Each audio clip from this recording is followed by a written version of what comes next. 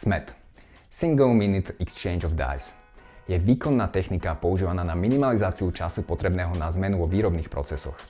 Hovoríme o čase napríklad na výmenu nástroja, respektíve pretypovanie výrobných zariadení s cieľom dosiahnuť trvanie z niekoľkých hodín na trvanie v jednotkách minút alebo menej.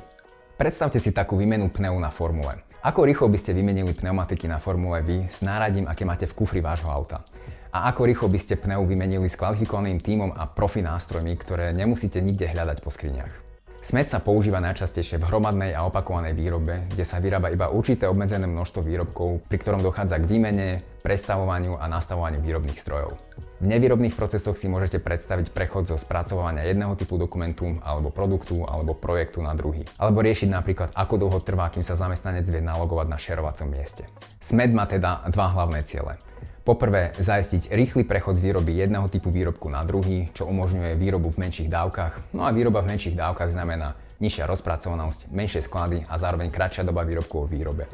A to všetko prispieva k tomu, že vieme pružnejšie reagovať na dopyty zákazníkov. A druhý hlavný cieľ SMED je získať kapacitu zdroja, ktorá sa čiastočne stráca pri jeho dlhom prenastavovaní. Podstatou systému SMED je previesť čo najviac prepínacích krokov na externé, čiže vykonávané za chodu zariadenia a ostatné kroky, ktoré si vyžadujú zastavenie zariadenia, zjednodušiť a zefektívniť. Externé sú napríklad úlohy ako je príprava nástrojov, zhromažďovanie materiálu alebo čistenie vybavenia. A interné je napríklad odstránenie alebo nastavenie dielov, kalibrácia alebo zarovnanie komponentov. Dôraz sa kladie na zjednodušenie a štandardizáciu týchto činností s cieľom minimalizovať ich čas a zložitosť. Na dosiahnutie zmien používa SMED hlavne tieto techniky. Štandardizácia postupov, nástrojov a dokumentácie na odstránenie variácií a zefektívnenie zmien. Paralelizácia, pri ktorej identifikuje úlohy, ktoré je možné vykonávať súčasne namiesto sekvenčne.